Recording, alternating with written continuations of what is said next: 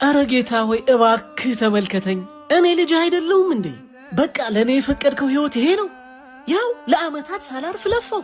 በጠዋት እነሳለሁ፣ ታክሲ እሰለፋለሁ፣ ታክሲ ሲጠፋ ስራ ቦታ ድረስ በእግሬ ሄዳለሁ። ከዛም ሄጄ የዛን ሁሉ ከስተምር ጸባይ ችዬ ስሯሯጥ ስታዘዝ ውላለሁ።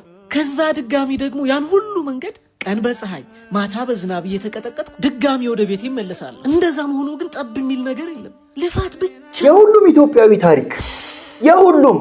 ተመስገን የኔ ጌታ፣ ስለሰጠኸኝ ሁሉ አመሰግንሃለሁ። እንዳንተ ቢመቸኝማ እኔም አመሰግን ነበር። አሁን ተሳሳተ። እንደኔ መሆን ከፈለክ ቦታ እንቀያየራ።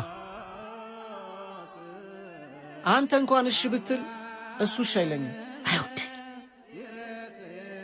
ስለማይወድ ሳይሆን ስለሚሳሳልህ ነው እሺ የማይለው።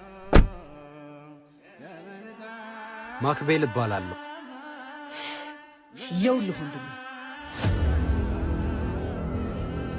አየህ፣ ሰላም በለኝ። አየህ፣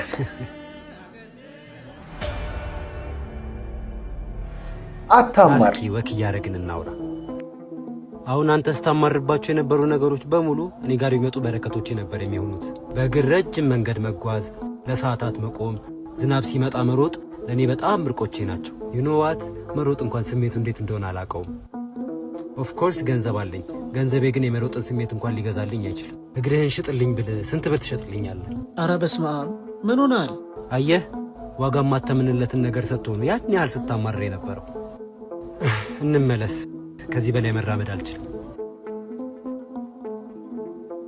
ምን አይነት ትምህርት! ማጣት፣ ስኬት፣ ውድቀት፣ መታመም፣ መዳን የሚባሉትን ነገሮች በሙሉ የምናገኛቸው በመኖራችን ውስጥ ነው። ስለዚህ መጀመሪያ ስለመኖር አመስግነውና ቀጣይ የምትፈልገውን ጠይቀው። ጊዜው ሲደርስ ይሰጣል። ስላማረርከው የሚቀርበት ነገር የለም። ስላላመሰገንከው ግን የሚቀርብህ ነገር ይኖራል። ይህ በጣም ትክክለኛ። አሁንስ ጎረምሳው ቦታ እንቀያየር። አይ ይለፈኝ። ስላወቅሁ ደስ ብሎኛል። ምናልባት ዛሬ ያገናኘን ይሄን ነገር እንድነግርህ ይሆናል። መልካም ቀን። እስቲ ሁላችሁ ኮሜንት ተመስገን እያላችሁ ጻፉ። ሁላችሁ